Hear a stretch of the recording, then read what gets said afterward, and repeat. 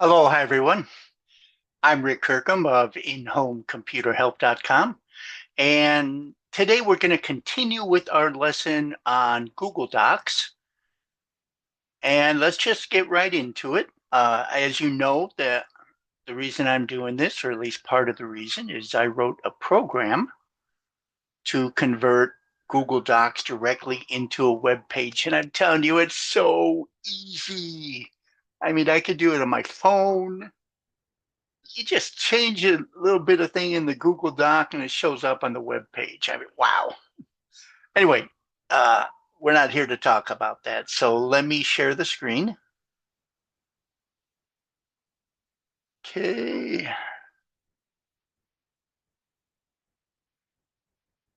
I think that should do it right there.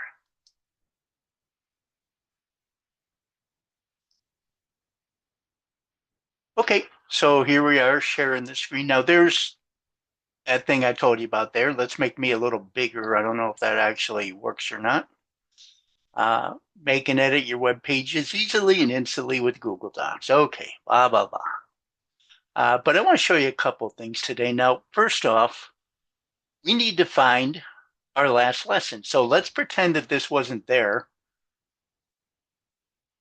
Let's say we just open up Google Drive and we can't find it. We know the word lesson is in there.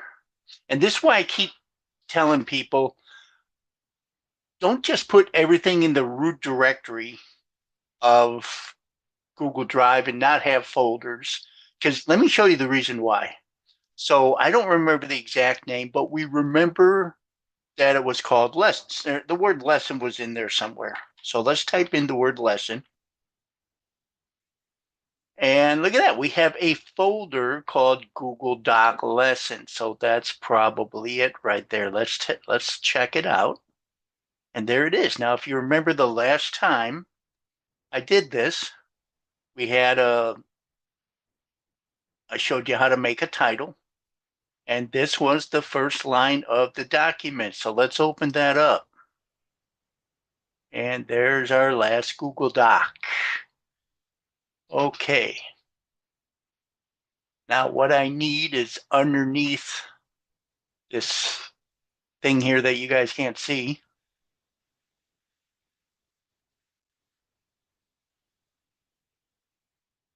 Mm-hmm. Ah, there it goes. It disappeared on me. Good. You couldn't see that, but that's a good thing. So let's hit enter a couple times. I want to help you keep up with what we've done before. And so one of the things I want to do is I want to paste the link to our last lesson from YouTube into my Google Doc. So let's do that. So let's click on YouTube here. And there's our last lesson. You could kind of tell I've done this before, right? And so we're going to share. Click on share. And then we click copy. And now that's copied to the clipboard. The clipboard is like a temporary storage. And let's exit this. That's my phone. I don't know if anybody heard that. Okay, now there's a few ways that you can paste. First off, you could always go up to the menu here and click on edit. There's paste right there. Okay, so when you paste, you're pasting something that was in the clipboard, okay, which is once again temporary storage. If you restart your computer or anything like that, then it's gone. All right. So another way that you could paste, Control V on a Windows computer and Command V, probably Command V on a Mac computer. Okay. But most of you out there are mouse driven. I one time told my old boss, I said, okay, press delete. And he grabbed his mouse and he started looking for delete on the screen. I said, no, on your keyboard. And then he found it and hit delete. RIP, Don. Love you, man. But so after that, I got the hint. Whenever I give a computer lesson, I always say, press delete on your keyboard, press enter on your keyboard, and then that way they don't grab their mouse and start looking for delete or enter or something like that. Now, some time has gone by, and I haven't been worried about this YouTube link being out of the clipboard. There is no timer on it. The only way to lose what I have in the clipboard is to copy something else into the clipboard. Then I lose it. But remember last time I told you we right mouse click for a menu, then left mouse click for an action. In this case, the action is going to be paste. And there's the link to the last YouTube video that I did for you folks. But you notice it's not actually linked. Usually a link is blue with a line under it, right? But if I press the space bar, make a space, boom, now it's hyperlinked. Okay? And even though this is hyperlinked, I can actually edit my hyperlink. I go into the YouTube I go into the YouTube video link. I click on that. And if I click right here, I go to the video. I can also edit the link. Oh, I'm sorry, that copied it. That copied it to the clipboard. Usually when you see these two little screens or two little pieces of paper, that's copying to the clipboard. Okay. A pencil is usually edit. So we click on edit. And there's where I can edit my YouTube video. And I'll just click apply there to get rid of that. And the other thing is you see that it's a chain link, by the way. So you see that with the line through it. So if I click that, the link is completely gone. Now, do I accidentally look worried about getting rid of that link? No, I'm not. So once again, I'll use my left arrow key and get real close to the YouTube video link that is, and press my space bar again, and boom, I got my link back. Okay, and once again, just to kind of verify, I click on there, and that takes me right to the last video that I did for you folks. Okay, and I'm gonna, whoop,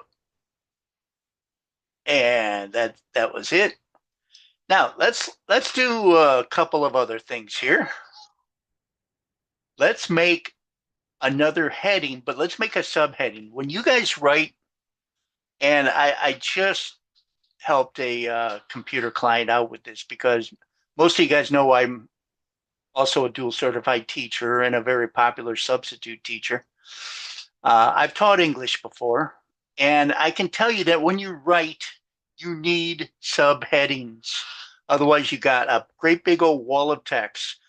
And us people with ADHD or people with dyslexia, they're going to see a big old wall of text and they will not want to read that. And I have a feeling even neurotypical, the average person, doesn't want to read that probably either. So we need subheadings, and it needs to have, for SEO, search engine optimization purposes, it needs to have keywords in it that people might search for. But just as importantly, it needs to have something that will try to get the reader to want to read the rest of that text. Okay, so let's say I just typed this in. No capitals, just so I can show you something new. This is an important subheading.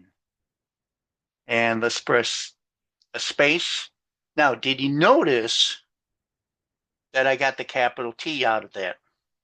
Okay, now here's a little Google trick. Let's say I decide that I want all capitals, not all capitals, but I want a title. So I want the first letter of each one of these to be capital. So I can get in there with my mouse. And let's see, I can use my left arrow key and I can go in here, press shift, make a capital I, and I could do all of that, or I can highlight this. And by the way, there's a couple of ways to highlight too. So you just saw me do that with the mouse. Now, here's what you cannot see. If I press the Shift key on the keyboard, and since my cursor is all the way over here on the left, I hit my right arrow key and tap it. You see how I can highlight everything really accurately? Or I can just hold the arrow key down, boom, do the whole thing like that. Now I'm going to use the left. I still got my Shift key pressed down. I'm going to use the left arrow key and make that really accurate. You don't have to. I just wanted to show that to you. Okay. Now, I want everything to be capitalized like it was a title. So that means I want to format that line, and it is text. So here's capitalization, and here's title case. Now watch this. Boom. Everything is capitalized. Okay. Now this time I'm going to put everything, I'm going to use my left arrow key, go right to the G, press my Shift key, and press my left arrow and highlight everything there. Okay. Now let's make this heading 2. So we recall, like up here, this was heading 1. So if I click on this, it says heading 1, right? Okay. Usually you don't want, you want 1, or maybe if it's really important stuff, heading 2. But one thing you don't do is you don't go like heading 1, heading 2, heading 3, heading 4, because that's some kind of order. No, that's more of a thing of importance. Okay, so heading 1 is your most important thing. It's the title. And there's a place over here where you can make a title, but you may as well get into the habit of using heading 1, because that's what you're going to use when you use my program, Google Doc to Web Page. And H1 tags, heading 1 tags, are also what's used on web pages for titles. So let's highlight this once again. This time let's use the mouse. There we go. I'm going to use the Shift key again. It's giving me a hard time. There we go. And let's make this heading 2. So we go from normal text to heading 2 and tell it to apply. I don't know if you can hear my son, but he's playing some kind of game. Okay, so this is important subheading. It's got keywords in it, and you should absolutely have to read this. It's so important. Read here, and then maybe do a dot, dot, dot, dot. You know, dot, dot, dot, dots are something that make people want to read things. The fourth dot is for the period, by the way. And if you really want to kind of catch people's attention, just go dot, dot, dot, because it's not done. Oh no, it's not done. I have to follow it now. So let's press enter. Let's press enter a couple times. Now let's say that this is very important text from heading 2. Okay. Now, because it's very important. Oh, by the way, let me explain something. I've taught English. Maybe some of you English teachers can let me know. Usually, I was taught that if it's less than 10, you spell it out.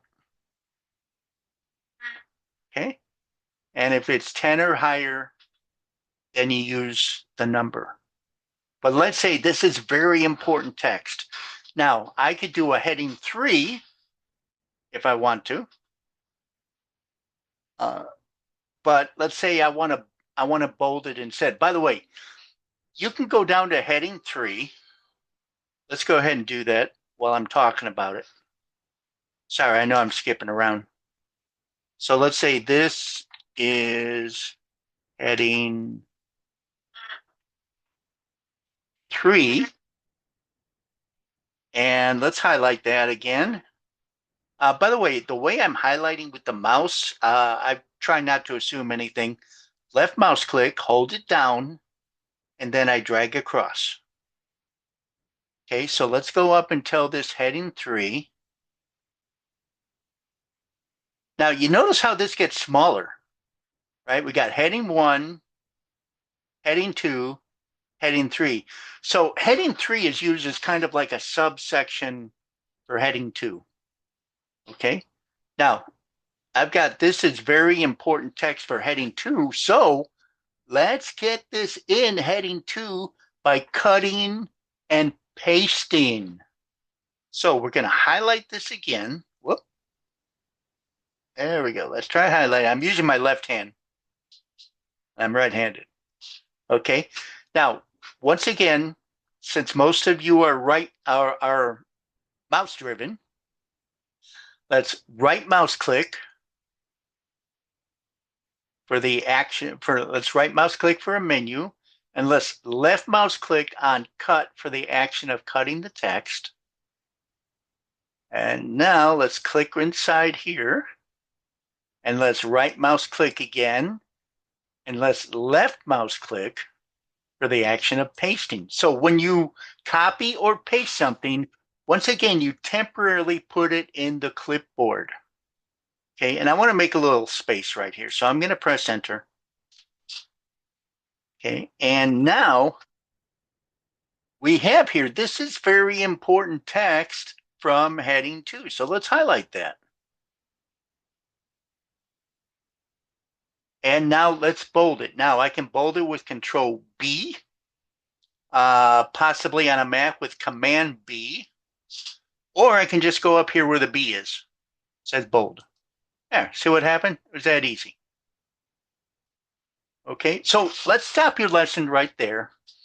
And also go ahead and remember my little program here from a Google Doc, just like this. You can actually make a web page. Yep, another one of me.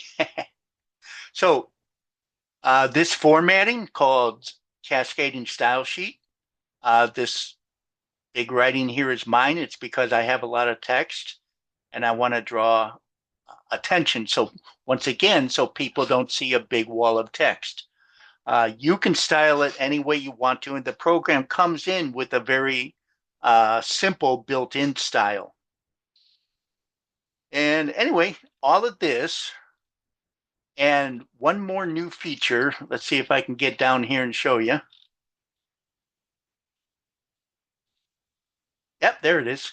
One more new feature that we can do, Google Slideshows. So we can actually embed YouTube videos and Google Slideshows into Rick Kirkham's Google Doc to web page. Okay, so anyway, I didn't mean to make that a sales pitch for this, but what the heck, that's one of the reasons that got me thinking of doing that. So let's go back here and remember. So we got H1, we made a YouTube video link, we made a H2 subheading, we bolded this line of text right up here, and then we made a subheading 3. And I think I mentioned to you, I don't usually go past heading 3 because it starts to get a little bit small. After heading 3, I tend to just bold if I want something to be important. So that's it for now. Feel free to put in comments if there's anything others, anything special you want to see. And God bless you, and have a great rest of your day or great rest of your night, depending on where you're at. Aloha.